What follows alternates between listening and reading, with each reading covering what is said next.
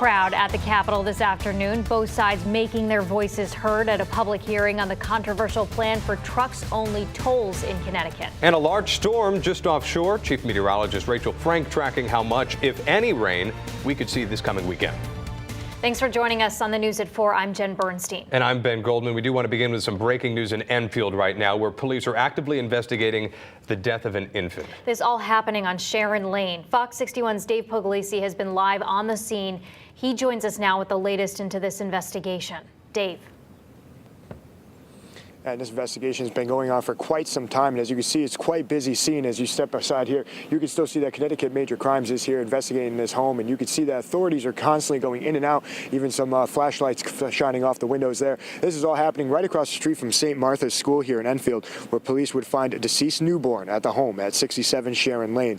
Police quickly secured the scene and began investigating. Connecticut State Police Major Crimes are helping with the investigation. And this investigation is in its early stages as it began around 10 a.m. this morning.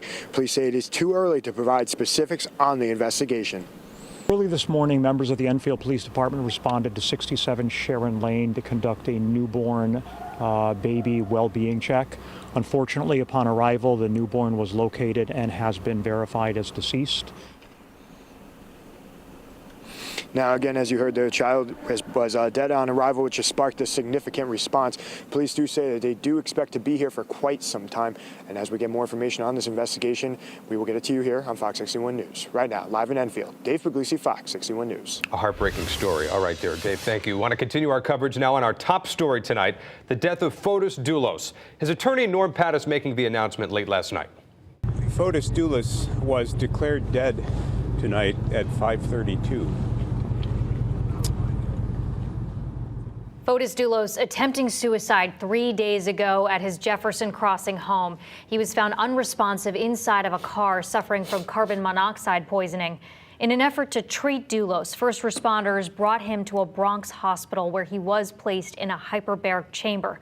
Despite those efforts, he was again pronounced dead at 5:32 last night. Dulos had been charged with murder in connection to the disappearance of his estranged wife, Jennifer Dulos. She disappeared from her New Canaan home last May. Today, Fox 61 sat down with Fotis Dulos' attorney, Norm Pattis, who says he's ready to see this case through till the very end. Fox 61's Tony Terzi joins us live right now from New Haven with more on that interview. Tony. Jen and Ben, we're live here outside of attorney Norm Pattis' office, where he said today he's never quite worked a case just like this one, but he said he plans to be on this case for quite some time. On Tuesday morning, Fotis Dulos attempted suicide, and by late Thursday afternoon, he had died. Many thinking his death is an admission of guilt.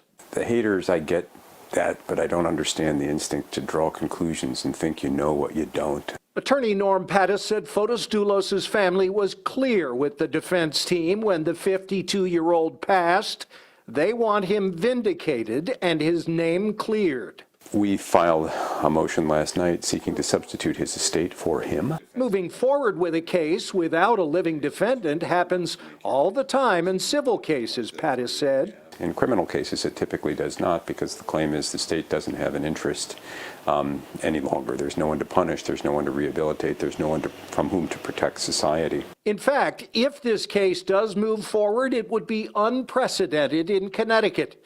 And Pattis says he's prepared to go to great lengths to see it through. If the trial court denies the motion, we'll take it to the appellate court, the Connecticut appellate court. If the Connecticut appellate court denies it, we'll take it to the Connecticut Supreme Court. If the Connecticut Supreme Court denies it, we'll take it to the United States Supreme Court. Within an hour of his passing, Pattis issued a statement reading, quote, "Mr. Dulos was tried and convicted in the court of public opinion, and now he's been executed. We remain committed to demonstrating he did not murder Jennifer." And social media latched on to the executed comment. People just went nuts, just chewing you up and spitting you out on social media. No. They tried to chew me up and spit me out. Here's my message to them. I'm not going to pay for this space I'm renting in your head. Attorney Pattis said the Dulos family contemplated burying him in Farmington. We recommended that Mr. Dulos' body be removed from the United States for fear that his grave would be desecrated. Next hour on the news at 5, the note that was found in the SUV where Fotis Dulos was found unconscious in his locked garage late Tuesday morning.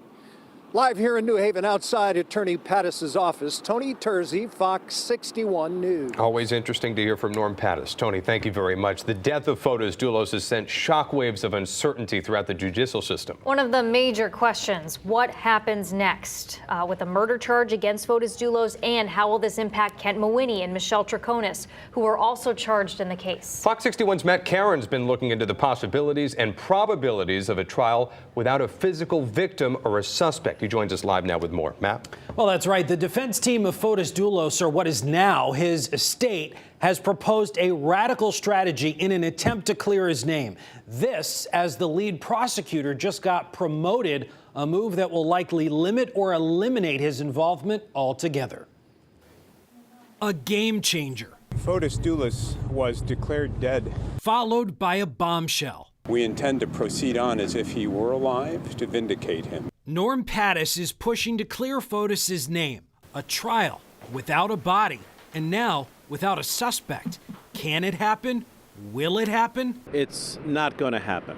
Attorney Jim Burgeon suggests it's a Pattis pipe dream. We got a bunch of other crimes to prosecute in Connecticut. We've never done it before.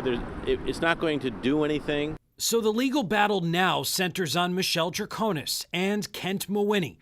MAWHINNEY's attorney Lee Gold on how his client is handling the death of Fotis Dulos. As best as anybody can, who are, obviously in the situation and position he is. It's difficult, but, he's handling it as best as he can. The death of Fotis Dulos is the equivalent of a legal reset, especially since the lead prosecutor, Richard Colangelo, was promoted to chief state's attorney on the day of Dulos' death. He's got a lot of work to do, and they do have plenty of talented people down in Stamford, so he's probably going to leave it behind.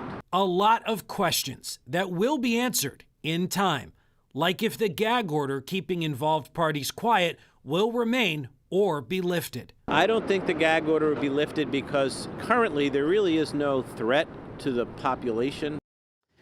Now, you may have also heard the name Anna Curry. She's the North Carolina woman listed as Fotis Dulos' best friend who paid a lot of money to keep him out of prison.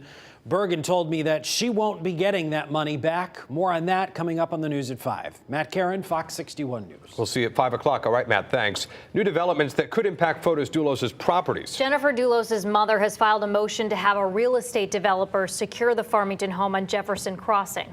An attorney for Gloria Farber, Jennifer's mother, filed that motion shortly after Fotis attempted to take his life on Tuesday. With the home now empty, the future of the property is left in limbo. The attorney says Dulos has a mortgage on the house of $2.3 million and an additional $21,000 in owed property taxes. We asked a realtor about the chances of someone wanting to buy that home. I think the condition of the house has never really been in question. I think the reluctance on a buyer's potential part is, are they okay with the history of the home? With concerns of possible vandalism and looters, Farber's attorney says she wants to rehire a realtor who knows the property well to secure and maintain it. And of course, you can expect more from Fox 61. We'll bring you any new developments in the ongoing case on air, online, and also on the Fox 61 News app. Right now, the fight over tolls rages on at the state capitol.